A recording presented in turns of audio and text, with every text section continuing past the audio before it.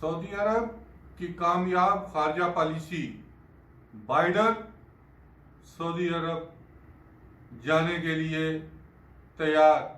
یہ وہی بائیڈن ہیں جو کہتے تھے کہ میں سعودی عرب کے ساتھ تعلقات نہیں رکھوں گا، لیکن محمد بن سلمان کی عمدہ فارن پالیسی کے تحت بائیڈن اگلے ماہ سعودی عرب کا دورہ کریں گے۔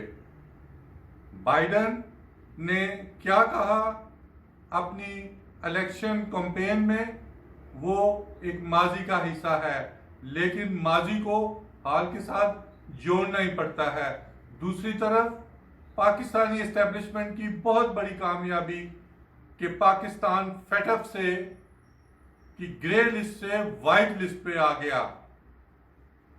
یہ لوگ کہیں گے یا سننے والے قائلین کہیں گے ابھی تک نہیں آیا، لیکن یہ بات بان ٹی وی کی ایکسکلوسیو بریکنگ نیوز ہے کہ پاکستان فیٹ اف سے کی گرے لسٹ سے وائٹ میں آیا۔ یہ دوسری دفعہ ایسا ہوا ہے جب شریف خاندان کی حکومت میں پاکستان گرے لسٹ سے وائٹ لسٹ پہ آئے گا۔ اس میں کوئی شک نہیں کہ سابق وزیر حماد حسن نے بھی اس پہ بہت کام کیا، لیکن ہنا ربانی خان اور بلاول بھٹو کی دن رات کی 10 روز کی کاوشوں کا یہ نتیجہ ہے کہ اٹلی جرمنی بھی پاکستان کے حق میں بول پڑے۔